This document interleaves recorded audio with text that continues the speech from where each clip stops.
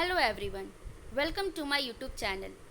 पिछले क्लास में हम नागपुरी के कुछ प्रमुख लोकगीत के बारे में पढ़े थे, जैसे डमकच, झूमर, पावस, जनानी झूमर, बंगाल झूमर, मर्दाना झूमर, ये सब के बारे में पढ़े थे। इस क्लास में हम और भी आगे नागपुरी के प्रमुख लोकगीत के बारे में पढ़ेंगे, जैसे उदासी लोकगीत, इंछड़ धारा लोकगीत, गोलवारी खेमटा, रंग लोकगीत, बियाह और लायर लोकगीत और झंझाइन लोकगीत के बारे में इस क्लास में हम लोग पढ़ेंगे। सबसे पहले शुरुआत हम उदासी लोकगीत से कर लेते हैं। उदासी लोकगीत जो होते हैं वो ग्रीष्म ऋतु गर्मी के मौसम में गाया जाता है। इसमें बताया गया है कि हिंदी कैलेंडर के अनुसार यह चैत, बैसाख और जेठ महीना में ये गीत को गाया जाता है, जिस समय ये तीनों महीना में बहुत ज़्यादा प्रचंड मात्रा में गर्मी होती है। और ये गर्मी के मौसम में हम लोग को आलस महसूस होता है, चारों तरफ उदास उदास महसूस होता है और पूरा वातावरण जो होता है वो सूखा हुआ दिखता है। और इसी समय उदासी गीत गाने का परंपरा है। ये उदासी गीत जो है ये पुरुष प्रधान गीत है और बहुत ही ऊंच स्वर में इस गीत को गाया जाता है। इस गीत को चाहे हम एकल भी गा सकते हैं या फिर सामूहिक रूप से भी हम लोग गा सकते हैं।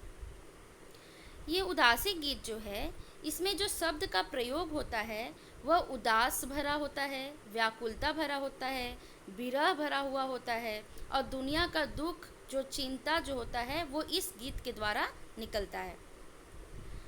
ये जो उदास गीत है इसमें विप्रलभ श्रृंगार का प्रयोग हुआ है।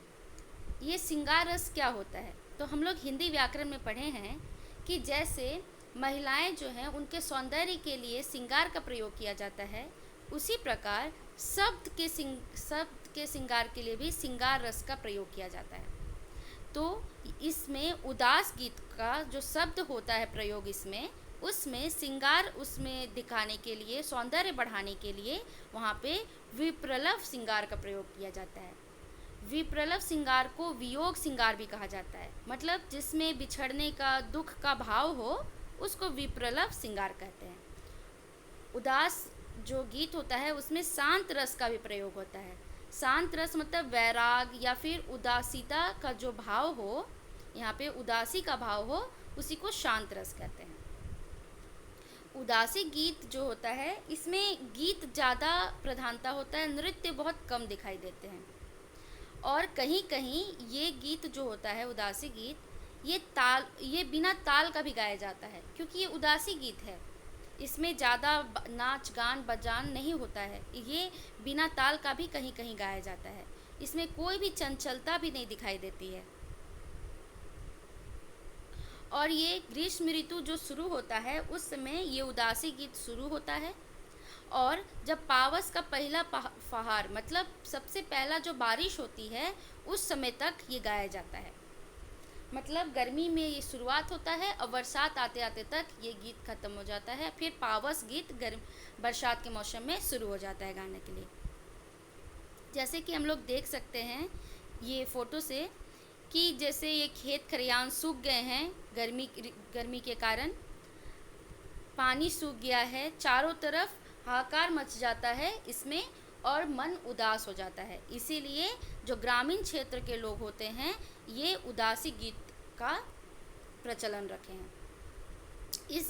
ये गीत का भाव जो होता है वो दुख, विरह या अकेलापन का होता है। और इसमें जो लोग होते हैं वो कहाँ गाते हैं इस गीत को, तो खेत खलिहान में अपना गाते हैं, पेड़ के छांव में बैठ कर के इस गीत को गाते हैं या फिर अकेलेपन में ये इस गीत को गाते हैं। फिर दूसरे नागपुरी लोकगीत के बारे में हम लोग पढ़ लेते हैं, जो कि है इंछड़ धारा। इंछड़ धारा जो लोकगीत है वो रथ यात्रा के बाद शुरू होता है। जो रथ यात्रा के बाद जो बरिस कला जो होता है उस समय ये शुरू होता है और उसके बाद ये देवठान तक ये चलता है।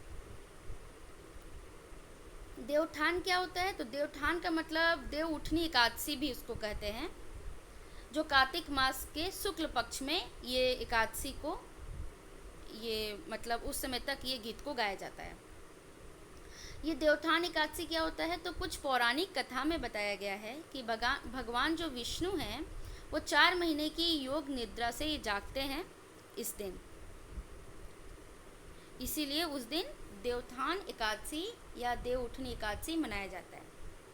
ये इंछड़ धारा जो है नागपुरी का जो लोकगीत है ये पुरुष प्रधान गीत है। फिर दूसरा एक और नागपुरी लोकगीत है जिसको कहते हैं गोलवारी, खेमटा या रंग। ये जो लोकगीत है इसको पर्व त्यौहार के अवसर पर गाया जाता है। वैसे इसका कोई गाने का समय नहीं होता है निश्चित, लेकिन इसको कार्तिक माह में गाने का बहुत ज़्यादा प्रचलन है। जैसे हम लोग देख सकते हैं इस फोटो से कि गोलवारी में लोग गोला करके और नृत्य कर रहे हैं, गाना बजाना कर रहे हैं।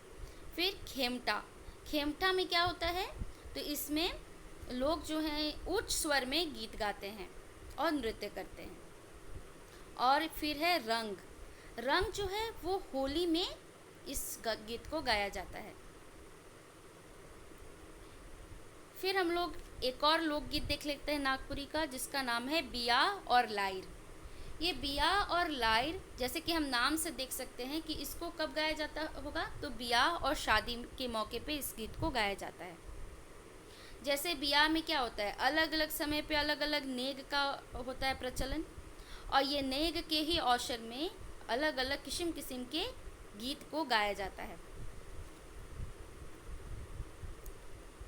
हम लोग फोटो से देख सकते हैं कि ये बियाह गीत यहाँ पे हो रहा है, और ये शादी के रस्मों के दौरान महिलाओं के द्वारा मुख्यतः इस गीत को गाया जाता है। और ये लायर गीत है जिसको धीमे स्वर में गाया जाता है। फिर आगे हम लोग देख लेते हैं एक और लोकगीत है जिसका नाम है झंझाइन लोकगीत जो होता है, इसको जब संतान जन्म लेते हैं या कोई बच्चा जन्म लेता है तो झंझाइन गीत का प्रचलन होता है। और भी गीत गाए जाते हैं जैसे खेमर हो गया, सोहर हो गया, उधवा हो गया, सोहराई हो गया, माठा हो गया, जदुरा हो गया, प्रभाती हो गया। ये सब गाया जाता है जब संतान का जन्म होता है। जैसे हम लोग देख लेते हैं कि यहाँ पे जो महिलाएं हैं ये सोहर गा रही हैं, झंझाइन गा रही हैं। ये झंझाइन जो सोहर गीत होता है ये नवजात शिशु के जन्म पर गाया जाता है, और ढोलक, झांझ और नगाड़ा जैसे वाद्य यंत्र बजाते हैं। इस समय परिवार और गांव की महिलाएं मिलकर गाती हैं इस गीत को, और बच्चे और माँ के लिए आशीर्वाद दिया जाता है इस गीत में। इसका क्या भाव होता है इस गीत का, तो खुशी, उत्सव और नए जीवन के स्वागत की भावना होती है इसमें। अब हम लोग कुछ इम्पॉर्टेंट क्वेश्चन देख लेते हैं जो एग्ज़ाम के लिए इम्पॉर्टेंट है। पहला क्वेश्चन है, नागपुरी लोकगीत किससे संबंधित होते हैं? केवल शिक्षा से, जनजीवन और संस्कृति से, व्यापार से, राजनीति से?